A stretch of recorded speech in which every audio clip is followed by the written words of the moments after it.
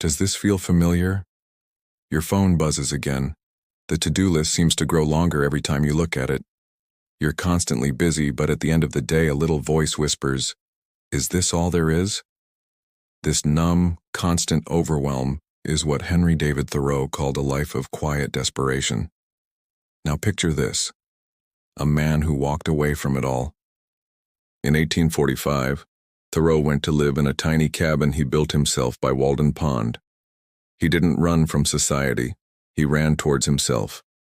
He wanted to live deliberately, to strip away everything that wasn't essential and discover what life was really about.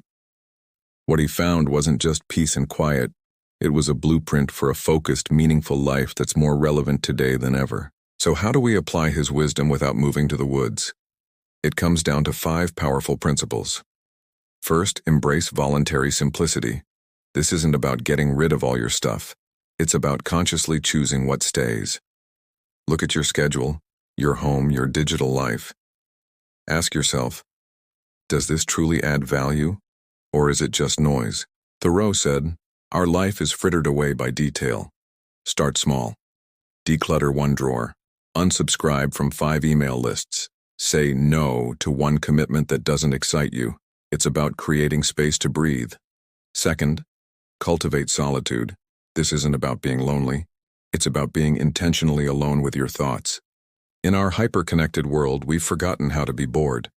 And boredom is where creativity is born. That moment you find yourself doom-scrolling on the couch instead of writing that chapter or sketching that idea, that's your cue. Thoreau found his best ideas not in conversation but in quiet walks. Try this. Schedule 15 minutes of do-nothing time today. No phone, no music, just you and your thoughts. It's in this silence that you'll hear what you truly want. Third, live in the present moment.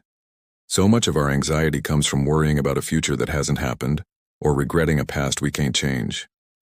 Thoreau believed the only reality we have is now. He wrote, "You must live in the present, launch yourself on every wave, find your eternity in each moment. When you're eating, just eat. When you're walking, just walk. Notice the feeling of the sun on your skin, the taste of your coffee. By grounding yourself in the now, you stop future tripping and start living." This leads to the 4th principle. Pursue what truly matters. We often confuse being busy with being productive, but are your tasks aligned with your deepest values? Thoreau urged us to build our castles in the air, but then to put the foundations under them. Identify your non-negotiables, your castles. Is it creativity, family, learning? Each day, ask yourself, what is the one essential thing I can do today to build a foundation under my castle? While others are chasing distractions, you'll be building a life of quiet power and purpose. Finally, the 5th principle, experiment boldly.